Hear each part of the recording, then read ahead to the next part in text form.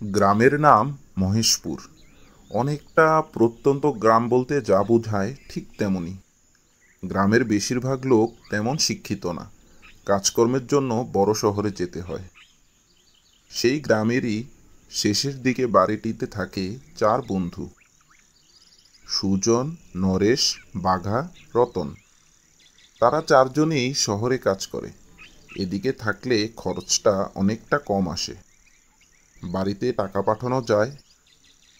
চার বন্ধু সারা দিন কাজে থাকে। বিকেলের শেষে বাসায় এসে চারজন আমোদ ফুর্তি করে ঘুমিয়ে পড়ে। কি রে নরেশ, আজকে তুই বাড়িতে টাকা পাঠিয়েছিলি? না রে ভাই, আজ এত ক্লান্ত যেতেই পারিনি। তুই তো সারাদিন বাইরে থেকে এসে তোর গান বাজনা শুরু হয়ে যায়, একটু বিশ্রাম তো নিতে পারিস। আরে ওই তোমার কথা শুনবে না। কেন রে বাঘা? আরে তুই বাঘার কথা শুনিসনি তো? আরে কি রে, তুই আবার অমন করে বসে আছিস কেন রতন?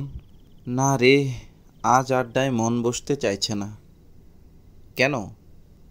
আজ এক ঘটনা শুনে আসলুম অফিস থেকে। ততক্ষণে বাকি তিনজন বসে পড়েছে। রতন কি শুনে আসলো?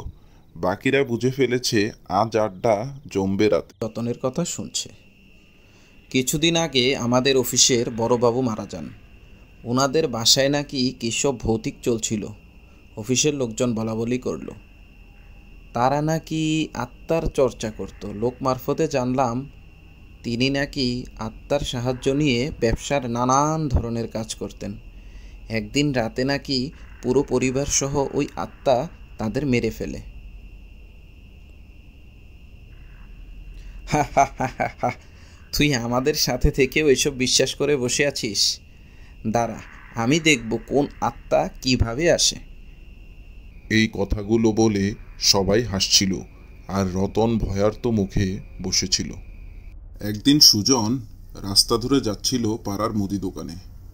হঠাৎ করে গাছের ধারে বসার জায়গায় এক বয়স্ক লোক তাকে ডাক দিল। বাবা, তোমার নাম কি সুজন? হ্যাঁ বলুন। তোমাদের বাড়ির মালিক বাবুর সাথে আমার কথা হয়েছিল বাসা ভাড়ার ব্যাপারে। উনি আমাকে তোমাদের একটা রুম ভাড়া দিয়েছেন বাবা। ও আচ্ছা, তাহলে আপনি আসুন, আমি আপনাকে নিয়ে যাচ্ছি।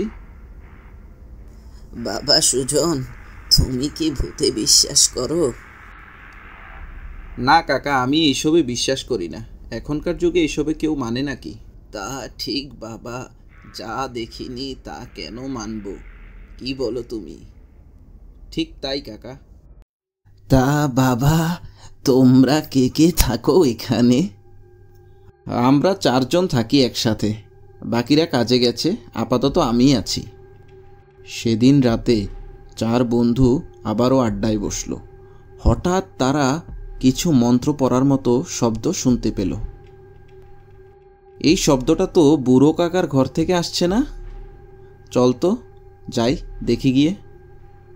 কাকা, আপনি এসব কি করছেন? সকালে তুমি বললে না তুমি ভূতে বিশ্বাস করো না, তাই আমি একটু চেষ্টা করছি বাবা। কিন্তু কাকা, এইটা কি জিনিস? এইটা হচ্ছে প্ল্যানচেট বোর্ড। তোমরা আমার সাথে ডাকবে নাকি আত্মা? বুড়ো কাকা মন্ত্র পড়া শুরু করলো। অং ভূত মন্ত্র বরং নচ। চার বন্ধু এক মনে বুড়ো কাকাকে অনুসরণ করছে। হঠাৎ সব থেমে গেল। মনে হচ্ছে টিনের চালে কেউ এসেছে। এক সাদা অশরীরী কিছু একটা ঘরে ঢুকেছে। চার বন্ধু কিছুই বুঝতে পারল না। হঠাৎ করে তাদের দম বন্ধ হতে লাগলো। একে একে চারজন মৃত্যুর কোলে ঢলে পড়ল। সকালে পড়ে রইল শুধু তাদের চারজনের লাশ। কিন্তু ওই রহস্যময় বুড়ো কাকার সন্ধান আজ পর্যন্ত কেউ দিতে পারল না। পুলিশ আসলো তদন্ত করতে, কিন্তু তারা এটাও বুঝলো যে এটা সেই অশরীরীর কাজ, যে এর আগেও এভাবে 12টা খুন করেছে। কোনো ক্লু নেই। বাধ্য হয়ে পুলিশ ওই শেষ মাথার বাড়িটা তালা মেরে চলে আসলো। এরপর অনেক বছর বা যুগ কেটে গেছে। ওই এলাকা গ্রাম থেকে আধুনিক শহর হয়েছে। সেই শহরের ওই শেষ মাথার নতুন বাড়িটিতে ভাড়া নিলেন নবীনবাবু। স্কুল শিক্ষক, বিজ্ঞান পড়ান। একদিন তিনি হেঁটে হেঁটে সন্ধ্যায় বাসায় ফিরছিলেন। হঠাৎ এক বুড়ো কাকা তাকে ডাক দিল। বলল, তোমার মালিক বাবু আমাকে তোমাদের একটা রুম ভাড়া দিয়েছেন। আচ্ছা বাবা, তুমি কি ভূতে বিশ্বাস করো?